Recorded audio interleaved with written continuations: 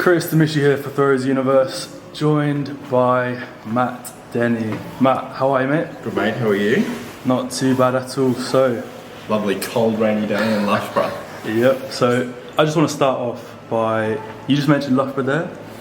Yeah. For those that don't know, what are you doing in Loughborough, Matt? So I chose base in Loughborough just because everyone spoke English. Yeah. Facilities were good, and I knew a lot of the actual throwers here. So, Dan Greaves, Taylor Campbell, Kirsty Law, Lawrence Okoye, and a few others. Sorry if I didn't name everyone, But yeah, and it was just easiest, and then I can just fly in, fly out, and it was a good base. So I've just basically been here since 10th of May, and yeah, I've just been flying in and out to different comps. Decent. So I want to start off with this season. Yep. So you've just come off a PB recently, that's right? Yeah. 67.07? Yeah, so 67.07 in Rabat. Yeah. Which was good. It's been really frustrating. So I threw the PB, and then the day after. So originally I wasn't supposed to throw in Rome, but I got confirmed in Rome. Yeah. And flew out of Morocco next morning, landed in Rome, and I got like this stomach virus from the Moroccan food. So that cooks me all the way up until Rome. Yeah. And that's why I threw it. I only threw 63, so I hadn't thrown since the 67. Okay. So 5 days later, or whatever it was, 4 days later. And I just felt depleted. Oh, really? Yeah, and then I got back from Rome on the Friday and then got COVID. So, and the first time I got COVID, so I just got railed by it. Yeah. It's been pretty frustrating, but the season so far has been pretty solid. I wasn't expecting to throw 67. I knew see, the thing with me is I don't throw super far in training. I need competitive drive people to throw against when I'm to actually throw fast. So, we've been under heavy load. So we're not peaking until Worlds, and that's plenty the of time focus. left then. Yeah. So when I got the 67, I think the farthest I'd thrown that week in training was maybe 63. 63 and a half. So it's looking really good, and I think, a lot of people do know me for my ability to get my peak right. So I think we can do that again this year. We should be on for something solid. Okay. Yeah. So you mentioned you're under heavy load of training right now. So for those that don't know, what is your current coaching situation? So current coaching situation. So my S&C and throws coach is Ben Thompson. Okay. So Benny, controls everything as well as I have a big team behind me. Okay. So I think I have a team of 9. So I've obviously got S&C, Benny's S&C and throws coach, but also have biomech, sports psych, 2 physios and masseuse and nutritionists and all that sort of stuff. So they've been a big workload behind me, but ever since I've been over here, I've just been by myself. Okay. There's been a big change, but we've got good systems in place while I've been away. So you're working sort of online with your coaches and whatnot? Yeah. Or you're just going off your own? No. So everything. So everything's all pre-planned, but we also go with it if things need to change. But Benny's a very, very, very educated S&C coach. Okay. So with his planning and understanding of how to plan ahead and peaking progression and stuff, it's been really good because he provides me with extensive Excel spreadsheets on just planning. I think the Excel that we're working on currently was made back in August last year. And that's just forever expanded on. So just mapping out all that sort of stuff, and then I'm able to see my progression as well as future programs that are coming up, things to focus on and prepare for. So it's been being over here has been really good considering I've been by myself. So you mentioned a couple of names: Taylor Campbell, Lawrence Okoye. Lawrence is a hot topic in throwing. What do you think? What do you think of him initially leaving the throwing community and then sort of making his way back? Look, I think it was disappointing because he was so so good when he was younger, and I think like, you know, he obviously walked away in a period which would have really made a big difference in his distance. But at the same time, like, mate, it's, you know, I think a lot of power to him that he has the mental strength and ability to be able to go, you know, I'm going to go try this, and be able to be successful and actually have a solid go at NFL. Like, mate, the guy's a machine. So I think, like, obviously from a throwing perspective, it's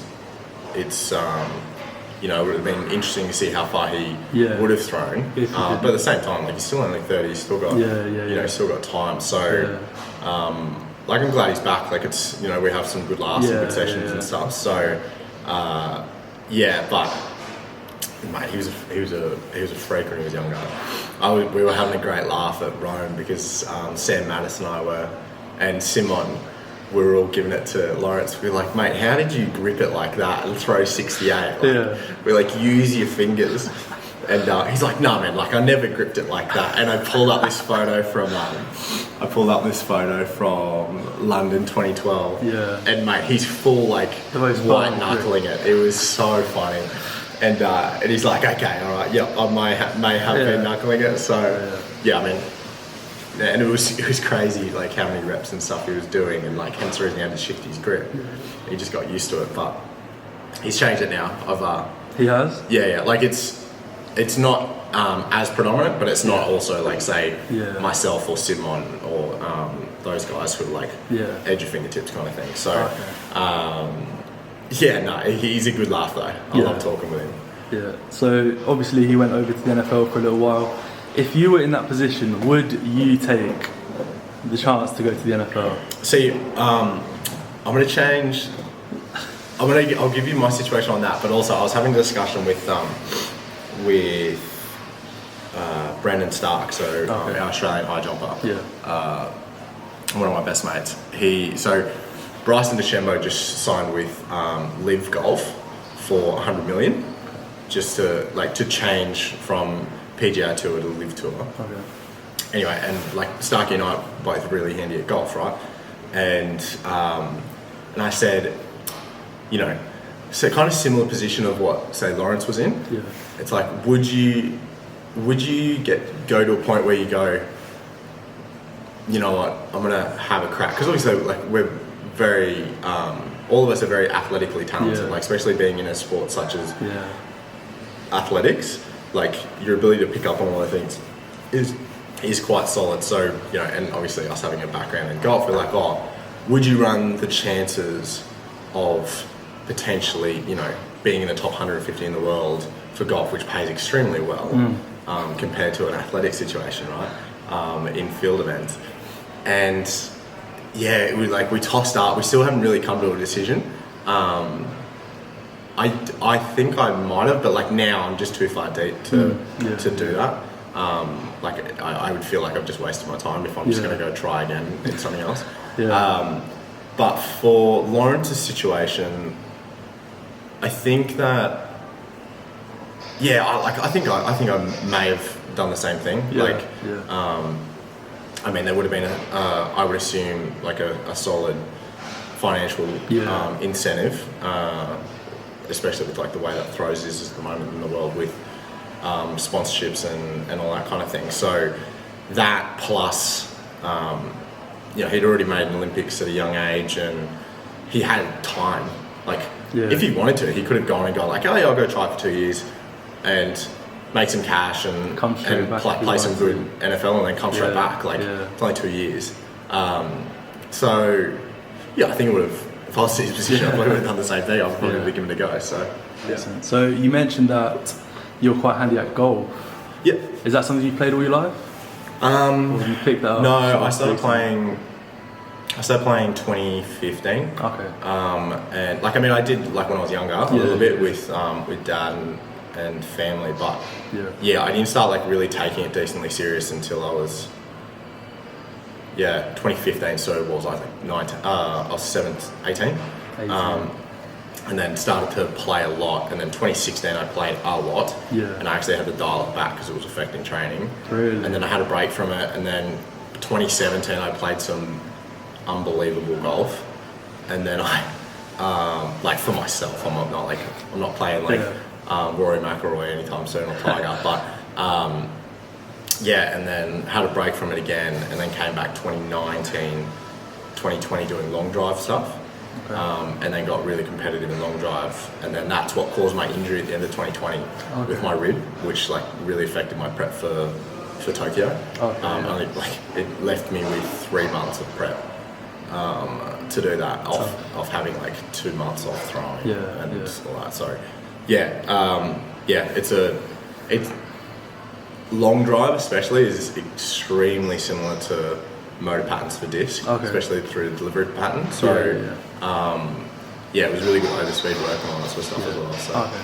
I want to sort of take a delve back into your career. So how exactly did you start throwing, and was discus the first event you picked up? So how did I start throwing? So basically when I was like, how old was I? I would have been like grade 2, or like whenever we started throwing, we used to throw vortexes. Do you know what vortexes are? Are they like the javelins? Yeah, no, like the little like soft, like the soft ones. Yeah, soft football that whistles. Oh yeah. Yeah, with the tail on it. Yeah. So we used to throw those. Yeah. We used to throw beanbags for shots. Okay. And we never really threw discus until like grade 4. Okay. And so when I was doing that, like you know, I was the teachers would stand out at a certain level, and all the kids would be like throwing, and I come over and I just launched it over the top of their heads, like good 15, 20 meters further. Yeah. So I was like, I can launch stuff, like sick. But I started to then throw disc and shot properly when I was like grade 6 to 7. Grade 5 to 7. 12, yeah. 11, so like 9, 10 to maybe like 12. Okay. And I was like, okay, I got last when I was in grade 7, so 12 in the state for discus. So like not the greatest starting point. But I just had no like technique. So in 2009, I got my first coach who took me all the way to Olympics and Com Games medals and stuff, and winning World Youth in 2013. But like I started with him in 2009 when I was 13. I just went from there. That's kind of like when I started to actually learn how to throw discus properly and progress from there. And I just improved out of sight. I think I went from last in the state to in like 3 months to second in the country. Wow. Yeah, so like it just progressed very fast, and obviously I was very well built for it. Yeah. Like I'm 6'5" and I have 210, 211 arm speed, which is so I'm built like a monkey. So it was a great starting point for me. Wow. So you started off early with your coach, and then you said you won the 2013 World Youths? Yeah, so that was my first international comp. Okay. Yeah, so 2013 World Youth won that, and then... If I'm not mistaken, that was in Donetsk. Yeah, Donetsk, Yeah, totally bombed and ruined now. It was actually like, the sad story is that, so we competed there in 2013, and I think a month later, our like hotel that we stayed in, and I'm pretty sure the stadium was bombed.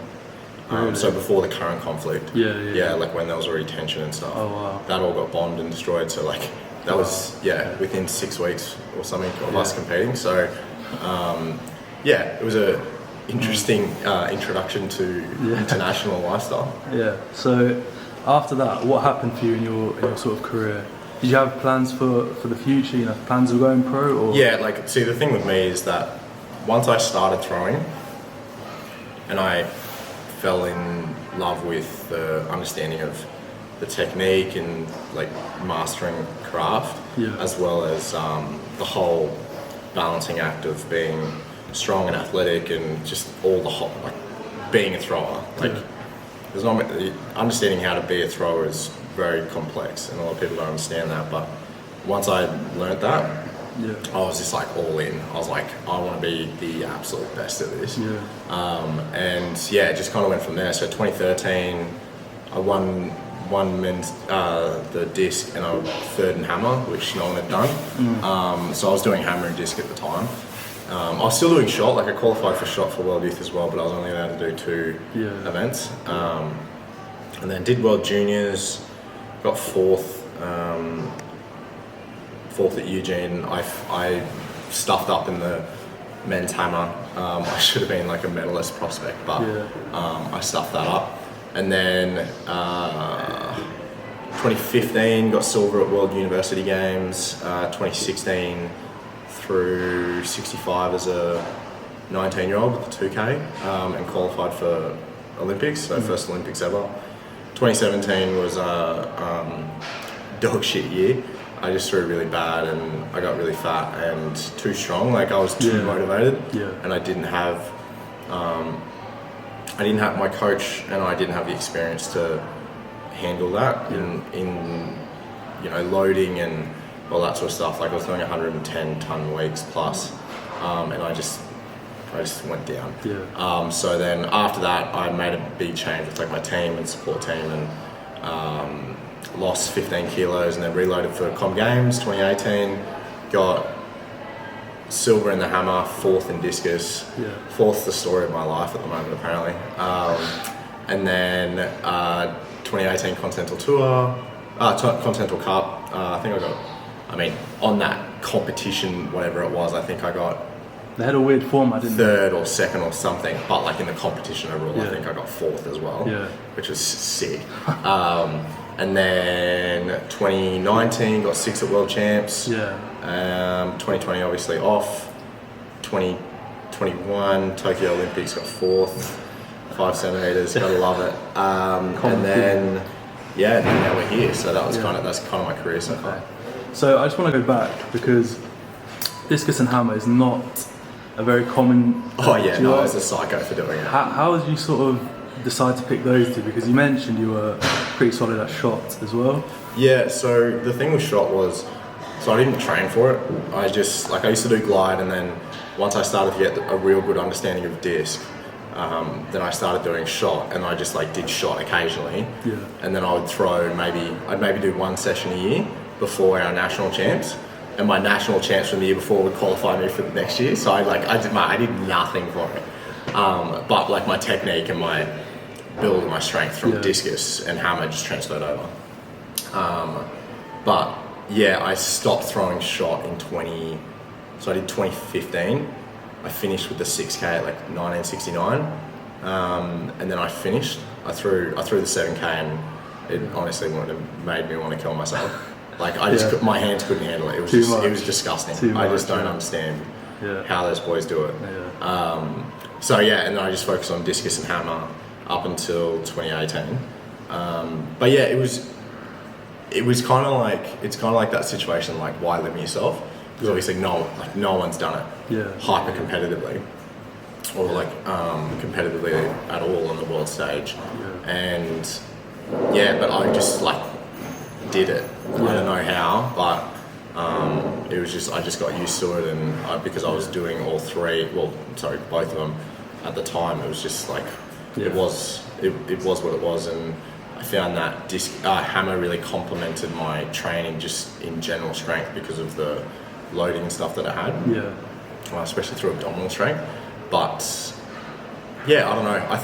I find my brain was very good. Like for me, I'm very good at applying technical stuff through thought. So like learning and trying to understand how someone's feeling is better for me than doing 50 drills. Where I understand how the mechanics of my body, I can sit there and think about how the movement works, then I can apply that. So I think I was able to separate the two by having that ability. So that is interesting.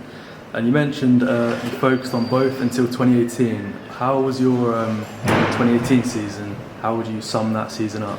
And why did you decide to call it a day on the hammer throw? So like 2018 was okay. I think I threw 64 mid. 64 mid that season with the 2K. But which infuriated me because we got our peak really, really right for Com Games in 2018, and I threw a 66 meter foul that I just touched on at Com Games, and I was like, So I was livid about that, but I strained my adductor in the warm up. So I think just with my because I was young and it kind of didn't rattle me, but it was weird. I'd never had something like that before. So I think that happened, and it just got all confuffled. But for like hammer was also infuriating because obviously threw 74, 88, but I warmed up with 78, 79. But the thing was, being Australian supporters are incredible, especially when it's a home games. So when you have green and gold on and you walk in, it's just like, so you have so much, like you just have so much. I wasn't nervous, I just had so much energy and power. So like that, the energy plus the peak, I was just like, I honestly felt like I could have thrown it out of the stadium. So like controlling that was difficult. And then I just didn't really have that peak onwards. So I think I finished the season off with like a 73 in Halle. But yeah, the reason I chose to not continue was, for the time being, was I remember I did Halle men's discus, but hammer was before it. So I threw 73 high, and then I went through disc, and it was just, I was starting to not be able to manage it as well. So I only threw like 63 again. I got 8th. But like it was like a stacked field, and I just hated that feeling. And I remember my fiance was there with me, and I just said, like, I walked off out of the car and said, I'm done with hammer. Like I have to stop. I can't feel like this after a comp, because I just felt like I was gypping myself by having to do the both, and I wasn't, and as well as like it was a financial decision. Like it was smarter for me to go to discus as well. That was the main reason why I chose disc, was because of the financial decision of, makes more money, they're in diamond leagues. Funny enough, the year after they cut men's disc from diamond leagues for a while, I was like, you're kidding me. But yeah, so like that was kind of how it played out. Yeah. Okay, so you mentioned financially it was a good decision for you. Do you have a sponsor now? Yes, I'm with ASICS. Okay. But I also do like a lot of my social media stuff and like podcast work. I work with a few different brands and companies through that, which has been really good. I've got a car sponsorship, car shop, and Pelez, which is an arm weight company that I work with, and Step One, currently signed with Step One, which is a jock company, which has been really, really good. And it's been really fun to like have that as a focus as well. So no, that is very decent. Yeah. So you mentioned you've got the podcast. What sort of inspired you? You could say to start the podcast. Mate, I'm really good at talking shit for a long time. That's the main thing. Yeah. No, I enjoy having like the fun thing that I've been doing the Athletics Australia podcast, which has been really good because I've been interviewing friends, right? And when you watch competitions and interviews and all that sort of stuff, and it's always like the most like same questions. The thing I've been enjoying is that I ask similar questions but in a different manner, and I find that I've been able to get people to open up about like their genuine thoughts and reflections on things, and get people to speak openly and be a bit more vulnerable, which is like an amazing process to be a part of, because people like talk openly about their feelings, and it's really good to have like athletes talk about that, because a lot of athletes look at a lot of other top athletes and go, oh, like they're hard as nails and whatever, they must have been just like, so dead center through that. But you hear different stories. It's really nice to hear those kind of things. So, and then been working with a couple other things, doing my own one. That's been on the brakes at the moment, but it's been really good. Yeah. Okay. So I want to get your thoughts on some of the situations going on right now in the community. How does that sound to you? Hit me. Can't wait. So, firstly, I think a major topic of discussion is the Oregon throwing circles. Have you kept up with that discussion online? Yeah, I've been laughing at it. It's hilarious. Yeah, it's a good laugh. Look, so I mean, like, I haven't thrown on them, so I haven't thrown on them, so I can't give judgment on that. Yeah. But from the people that I have been talking to, that have thrown on it, and from like my analysis of watching some people throw on it, especially wet, there's a reason technically on why some people slip and why some people don't. Okay. And it's the way that they apply power off the back, and their shoulder positions and their center of mass off the back. Not saying that the circles aren't slippery, but it's a combination of tech, types of shoes, the person's like technical throwing experience on how to handle that. So I think, you know, some people going around trashing on different things, I think more focus on learn how to deal with it. But I think, you know, from what I've heard, they're quite quick. So at the same time, it's, I don't know. I just think that I think people are making it a big deal. You know, I know that I've been really focusing on preparing for that. Like I have all conditions. Yeah, like I have. Ready for everything. I have all my shoes ready to go. I've been testing. I've been working on different circles, wet, making sure that if it does rain, I know where my limits are. I know where my center of balance is. I know where my point of balance is off the back to be able to handle that. So, it's just be prepared, I guess. Don't just, anyway. Okay.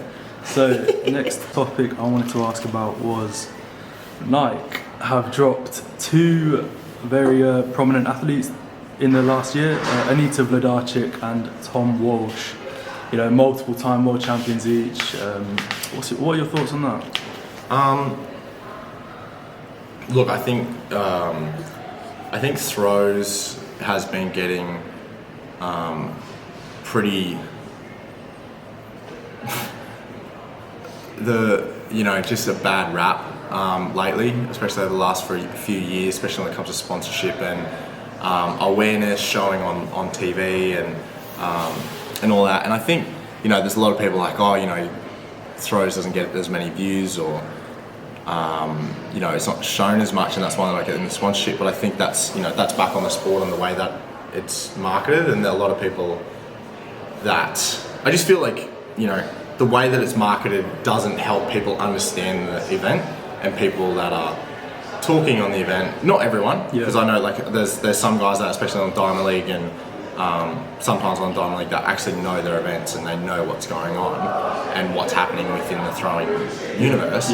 But little pun there. But yeah, it's like, I think we need to look at marketing that more and working on how. But I think it's really sad that the fact that, you know, you've got Anita out of a sponsor, Tom out of a sponsor that, you know, 10 years ago, even more, would just be making bank and should be making bank. They deserve to be the best in their sport. So yeah, it's really sad to see. And I think Tom did a really good job at salvaging a situation. Like I think he obviously didn't have a sponsor at the time, so it was a great way to raise awareness on, you know, hang on, Tom's one of the best guys in the world, one of the best ever, and the dude hasn't got a sponsor. It's like, well, it's similar to Adam Nelson's situation, isn't it? Yeah, exactly. Yeah. So I think Tom did a really good job with that. Like I applaud him, because it was kind of, it was a bit of a stand, and like saying like, I'm sick, like we're all sick of this, and it's interesting. And like, even I don't know what people's situations are, but everyone, you know, there's definitely situations around where people are obviously getting kit, but they're not getting supported like they should be. But then I also understand from the other side of things is that, you know, from my bit of my business brain backing, is that these companies need to make money, like justify their money and stuff. So a lot of people have discussed American discus throwing, you know, discrediting it, saying too much focus is put in the gym with American discus throwing. What are your thoughts on that? I think that I mean, it's definitely changing now with Val throwing so far and so consistently. And then, you know, Sam's progressing back up there. And yeah, I know that sentiment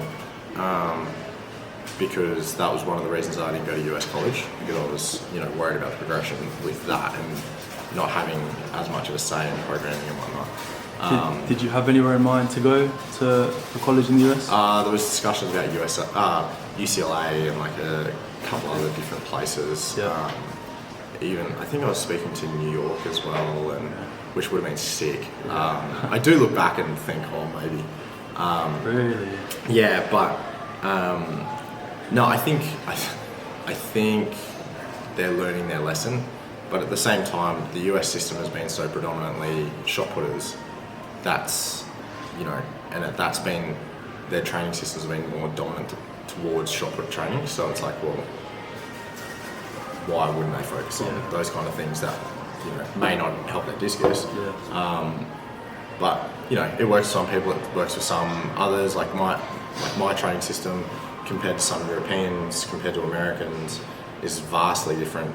So yeah, I think it's more, yeah, just what works for you, I guess. Yeah. Okay, so are you familiar with Ray Williams, the powerlifter? Yeah, I did say that. Have you seen that? The comments?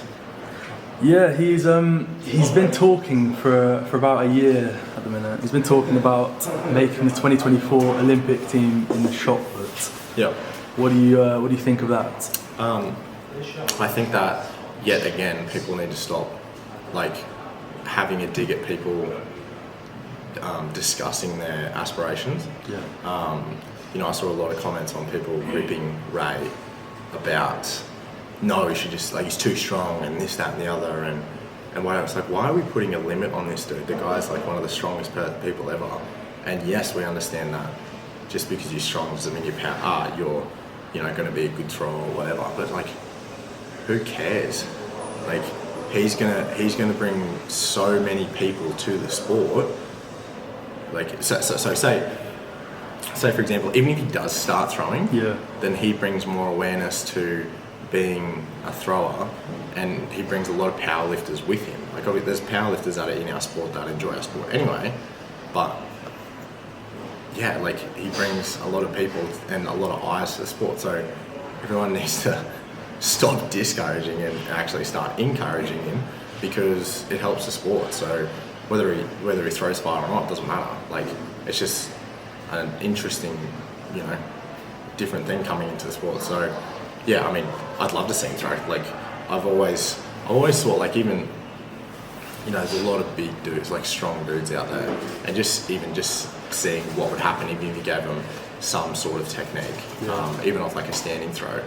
So yeah, I don't know. I was more taken back by how many people ripped into him. Pretty sure Reggie had the most liked comments on that post, and he was saying about how he said yeah, what did he say? He would throw 17 at the most. Something along those lines. Yeah. If that, 17 if that. Yeah, I don't know. Like, I just feel. Do you feel like people should just be encouraging and basically, like, you know, encourage people coming into our sports. Yeah. Stop saying. I think the biggest issue is, like, people get worried about other people from other sports coming into our sports, doing it well, and then making us look bad. Like, I think that's what some people get scared of. Yeah. Because, like, we're proud of our sport, obviously, yeah. and everyone's proud of their sport. So I think when some other people come into their sport saying that they want to try and make an Olympic team, people assume that they think it's going to be easy. Yeah. And that's why people get fired up. But it's just like, dude, encourage a guy into the sport. So yeah. So, the Pavonami Games offered a car to anyone that could throw over the 9306? 9309. Yeah. What do you make of that? What was the 9309? That is the world record, the national record, sorry. Did anyone get it? They didn't. Oh. They didn't. That's sick though. In the past, I think in 2019, they offered an island to someone that could do that. An actual island. Right. Literally. What? And they opened up to the discus competition as well. Anyone that could throw over a certain distance would literally win an island. What do you make of that? Do you like that sort of incentive in competition? Dude, that's sick. That's so good. I mean, if I won a car, I don't know how I'd get it back to Australia. Like, are they going to pay postal fees or? Quite expensive. Yeah. No, that's cool. I think that. Yeah, and it's like it's a cool incentive for athletes, but also the sponsors and whatnot. But at the same time, it's like, no, I think it's sick. I reckon it's sick. Yeah. Jorinde van Klinken, obviously she threw 70 metres last year, it was well documented, and she was a collegiate athlete at the time, but... Was this a chick that threw 70 at Tucson? Yes, Yeah, that's right. Yeah. She's at ASU, but her record will not be counted as an NCAA record because it was not in her collegiate schedule. Do you agree with that, or do you think it should be counted? Because she wasn't a collegiate athlete at the time. They won't be counting that. Yeah, no, I think it should count. It's like saying that if I broke the Australian record, but I didn't break it in Australia, that doesn't count. Yeah. Like, that doesn't make any sense. Like, I'm still competing, I'm still throwing. It doesn't matter. Yeah, I think that's a bit of a joke. That's frustrating for her. Okay, Christian Che has made it clear that he has 75 meters in his sights. Do you think that's is possible? I think that I think a lot of things, but I think, like, you know, he's obviously younger and has thrown quite far already. I wouldn't put it past him, but I also, like, this is the other thing that I think people forget about is, like, the relevancy of improvement. You know, there's a reason that we've been, you know, stuck under 74 for a long time, and, you know, once you get to that level and you get to, you know, over 68, over 69, you know, it's minimal improvements because you're getting to a point in the sport where it's very difficult to push the limits of your body and stuff, and as well as, you know, technical aspects and stuff like that. But, you know, the right wind with a 71 metre throw is also a different story. Like, you know, if you're throwing in a very strong headwind that you fly correctly, you know, who knows if you catch a lucky pocket of air. But I wouldn't put limits on the dude. Again, like, yeah, let's not put limits on people and just see what happens, see what he does, see who throws far. So, but it's like the same thing with style. You know, a lot of, and he still potentially can. Not saying that he can't, but you know, he obviously got the 70, he's got the 71, and then he had that big foul in Stockholm. But at the same time, you know, you get to that point, and it's hard to find those extra meters because, you know, your percentage of improvement once you get to a high level diminishes. So, including yourself, do you think anyone in the game right now will break the world record? Yeah, I think that it's on the cards. In a stadium, in stadium conditions, no. In windy conditions, in the right circle, in the right environment, and everything, definitely. I think now that people are getting more consistently over 70, again, like, it'll raise that standard. Everyone will start to step up a bit more, and then that raises that standard again. And yeah, but if you can get, I think it's more about the right wind, the right conditions. Yeah, but then again, like, I remember speaking to Che at Birmingham, and he doesn't like a big wind. So, like, I mean, at the same time, to throw 71 and they're like, you know, he can fly them quite well. You know, you put it, no matter what, you put that on a 40k headwind, like it's still going to go further.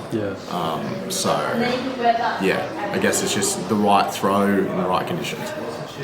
Where is your favourite place to compete at the minute? Dude, Rabat was pretty sick. Was it? Like, the crowd was really fun. They were very interactive, very loud. It was a lovely stadium to throw in. So I'd probably stay there at the moment. Obviously PB as well. But yeah, I'd probably run with that. No problem. So what's next for you, mate? What have you got coming up? So I got Stockholm Diamond League 30th of June, and then I'll go straight to Seattle for World Champs. Do our camp, do Worlds, and then come back for Com Games, and then I've got like, assuming that I've got enough points for Diamond League Final, I'll stay on to Diamond League Final. I'll do a couple of comps in between there after Com Games, and then I'll do Zagreb after that, and then I'll head home. So, and then I get married in November, and it's a bit of a hectic year. So yeah, I'm all over the shop. Nice. All right. Well, thank you for talking to us, mate. That's right, mate. No worries. Good season. Best of luck, mate. Appreciate it.